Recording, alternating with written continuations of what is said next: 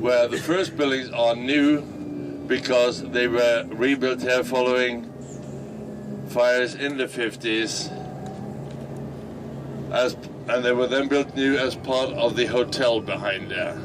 But then there comes an opening, and the further buildings are the old lovely buildings in the Hanseatic quarters that are on the UNESCO World Heritage List because it's such a unique group of old commercial wooden buildings.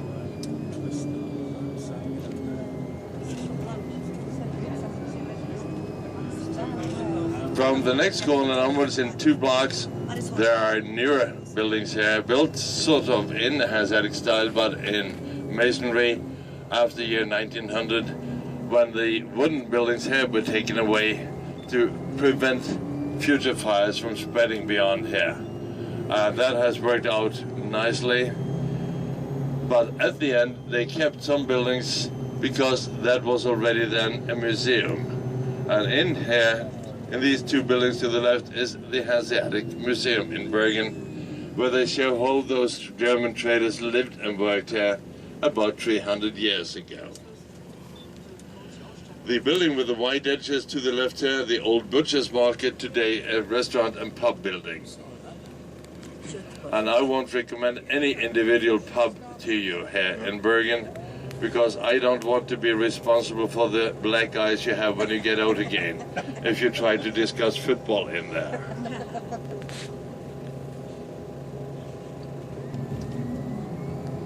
So, starting on the right-hand side here is our fish market, which has been here since about 1550. And today, with part of the activities and the open market as it always was before, but part of it is in the building beyond that, which is because we can't offer the people here in the fish market to be standing outdoor with the activities midwinter when we have the harsh winters here.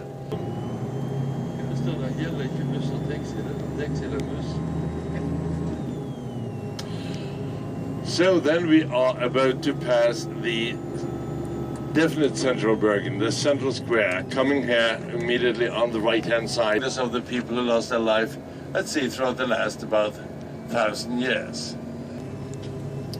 Even the next building coming on the left-hand side is on the ground floor a shopping mall. It used to be our telegraph building. Today it's fashion for the young. And that means that the only telegraphic signals coming out of there these days comes from fathers going there with their young daughters. When they see the prices on the fashion clothes sold in there, they send out SOS. It costs, where there is a statue of Edward Grieg in the beginning here, and of course we're gonna go to his home now, and he's looking towards a music pavilion in the center here, and towards the West Norway Museum of Decorative Art on the other side, where furniture, silverware, clothes, whatever, made and designed in Norway in the last 500 years is being shown. And the interesting thing is that in the basement of this building coming here, there is a restaurant called Supperia, and you can then imagine what they are serving you. Soups only. Because the average Norwegian today weighs 6 kilos, that's almost 14 pounds, what it says on the wall, the academic quarter. That's belonging to the students in Bergen. That's where they go to listen to pop concerts and drink beer. And there are those who claim that's the only thing they do here in Bergen, but I hope not.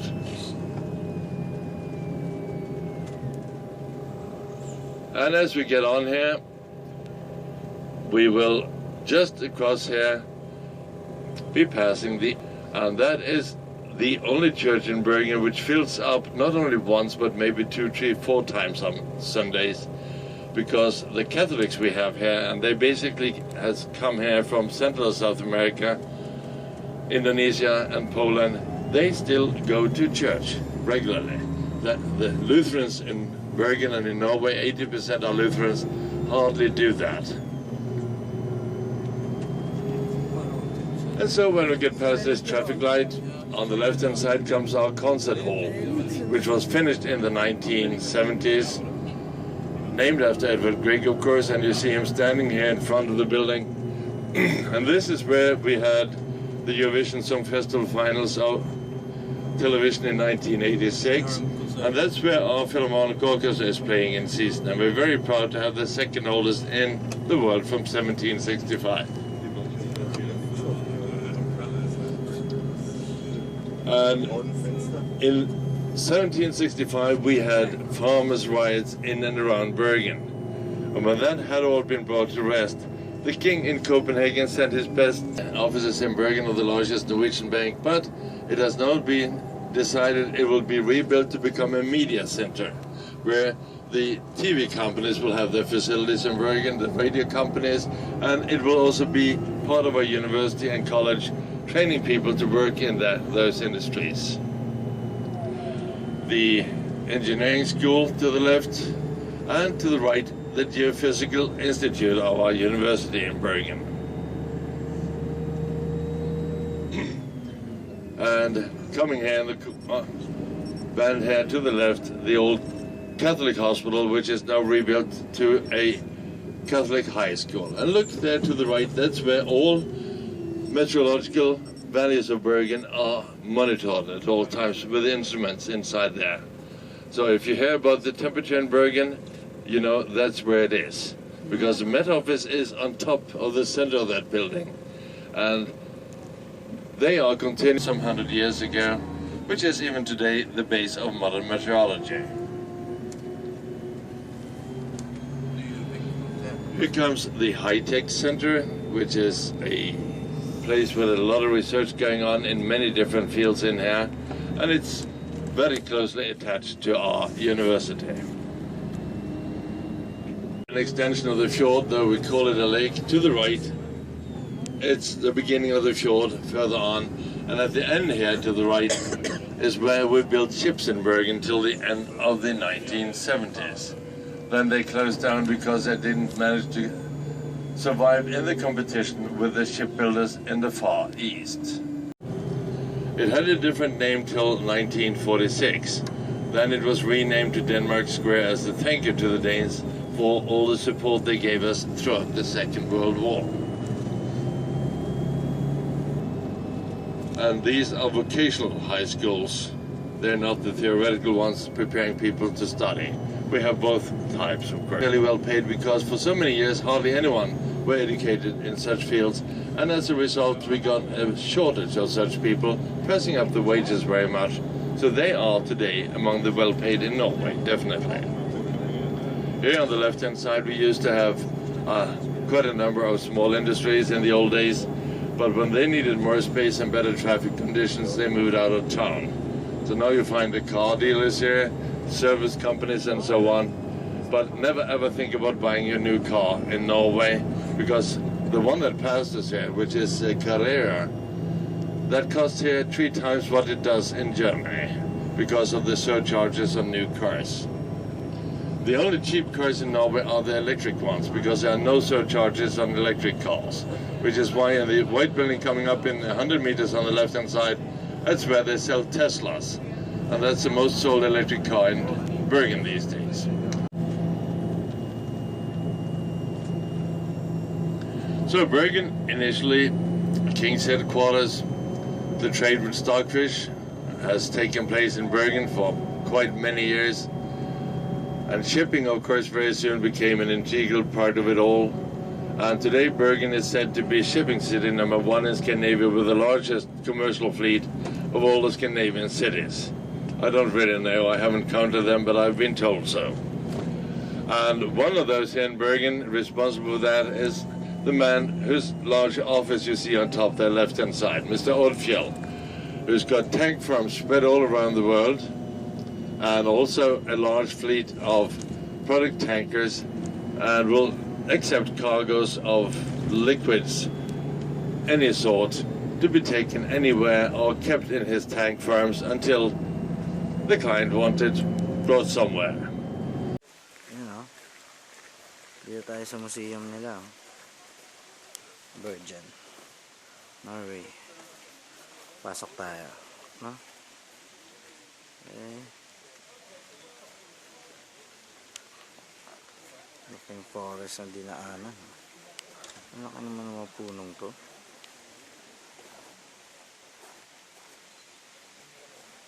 Pangit ng panahon, maulan. Alright. Time to see the museum. Then take off bark and make them clean and nice. Make 4 frames, 1, 2, 3, 4. Raise them up and line them together in the corners. And then you started hanging roofs and everything on that. So the other walls here carry no weight, but its own weight. And that's the stage giving the name to this way of building the church. And any neighborhood in Norway with firsts and carpenters, normally those would be farmers that could do carpentry, could build this themselves.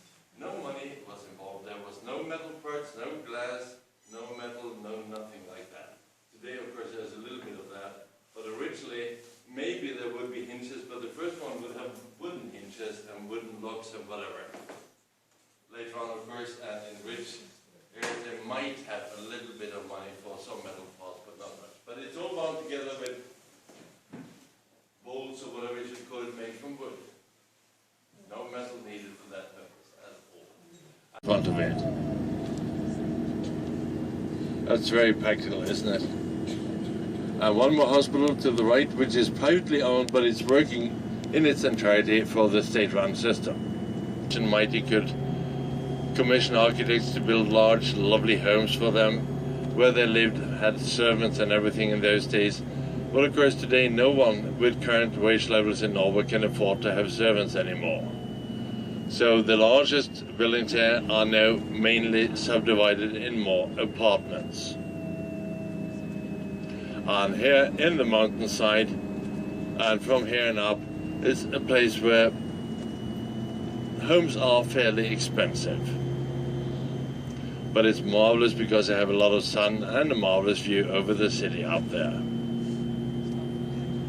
And so comes a very Norwegian home, the red building coming here to the left. That's about as Norwegian as you can make a home in Norway, with all the details and so on. This is Norway. Today, schools, apartments, offices, and so on in this area. And as we get around a bend to the right up front here, senior citizen homes and nursing homes here to the right. Easy to see, isn't it? When you see Leprosy Hospital. In here, the last 2 patients in Norway died in 1946. Today, it is a leprosy museum, just like there's one in the United States near New Orleans, I believe it is, and one in Germany. They are the only 3 in the world. And in this one, they show the work done by Mr. Armor Hansen to find out what caused that disease and how bad that disease was in Norway, how many that were affected by that.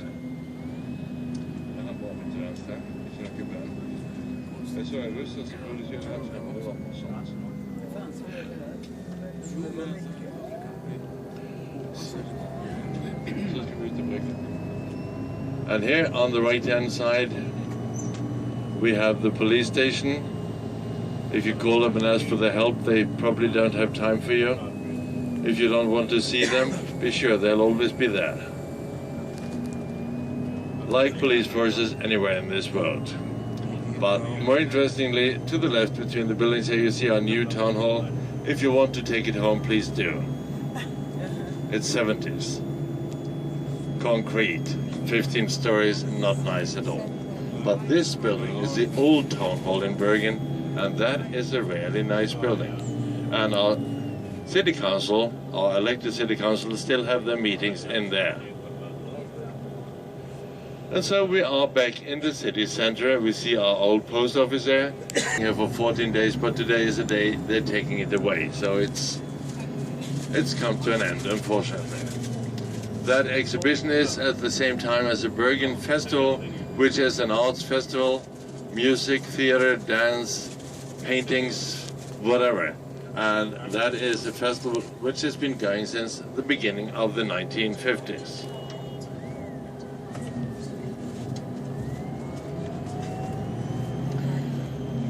So now we'll go directly to the Hanseatic quarters, where I'll bring you around And when I've done that, I'll give you the choice of either going on your own or joining me back to your ship.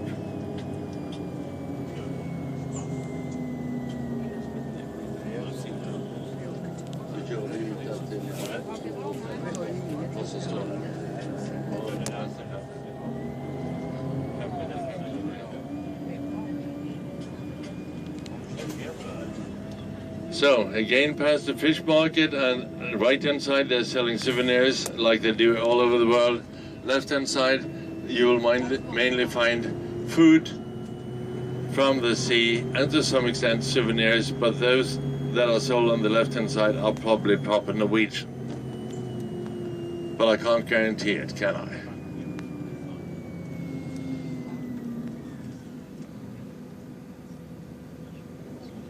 Had double the width.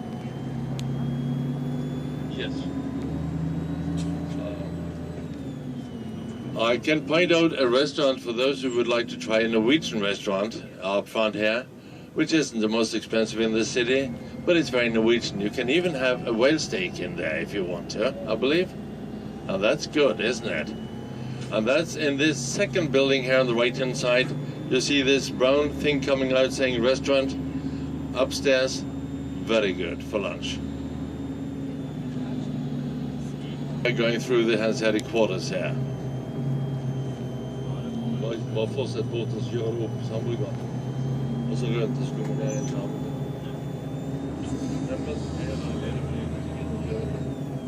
Så det står her på bussen. Okay. Here to the left you see one of the old, the black and white ship on the other side. The big one is on one of the old postal steamers that went along our coast. Now it's running with tourists from Bergen. And the one at the end, the small one, is a motor ship from the 1930s. And the small one in between them at the other end of the pier is a steamship which is exactly 100 years old.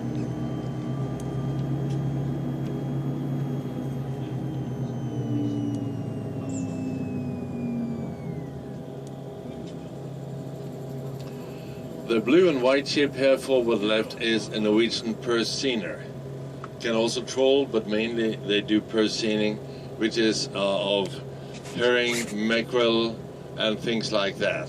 And these ships are so efficient that they do away with their fish quota in 26 weeks normally, or something like that. And we don't have any icebreakers here. We don't have problems with ice in southern Norway because we've got the Gulf Stream coming here, you know, and that makes sure that the water out of the coast never freezes. It may in some fjords, but the winters have gotten so mild, even that doesn't happen anymore. We are actually here in Western Norway very clearly marking that the climate is changing, getting warmer. Our winters have become much milder than before.